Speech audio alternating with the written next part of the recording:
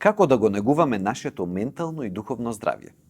Во оваа епизода зборуваме за потребата да имаме холистички пристап кон нашето целокупно здравје, што го вклучува и физичкото и духовното.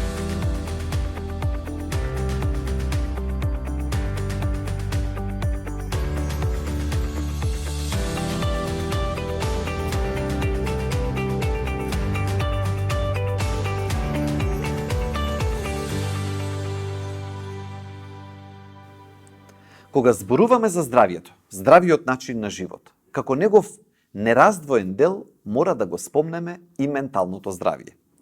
Според СЗО, здравјето е дефинирано како состојба на комплетна физичка, ментална и социјална добросостојба, а не само како отсуство на некакви заболувања. Така и менталното здравје, како дел од целокупното, не подразбира само отсуство на некое ментално нарушување или болест.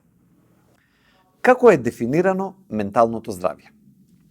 Според Светската здравствена организација, менталното здравје е добросостојба во која индивидуалецот ги препознава своите способности, може да се справи со нормалниот стрес во секојдневното живење, да работи продуктивно и да направи некаков позитивен импакт, односно да придонесе за својата заедница. Во оваа позитивна смисла, менталното здравје е основата на добросостојбата и ефективното функционирање на индивидуата во општеството. Менталното здравје зависи од неколку работи. Од социоекономскиот фактор, психолошкиот фактор и биолошките фактори, всушност исто како и физичкото здравје. Најдобрата потврда за директната релација помеѓу менталното здравје и општествените фактори се доказите за зголемените ризици од нарушено ментално здравје во земјите кои се во развој, помеѓу нив секако и Македонија. Грижата за јавното здравје или грижата на населението како целина од страна на соодветните здравствени институции и лекарската фела не е целосно доколку не се постави фокус и на менталното здравје, на ист начин како што се поставува фокус, например, на срцевото здравје, инфективните болести или контролата на пушењето. Ова е особено значајно кога ќе се земе предвид дека огромниот дел од населението има проблем да се справи, например, со стресот. Тоа е првиот ризик фактор за менталните нарушувања. Во Соединетите Американски држави, например, земјата која што води најпедантна статистика во повеќе области, се проценува дека 1 од 5 страда од некаков проблем со психичкото здравје.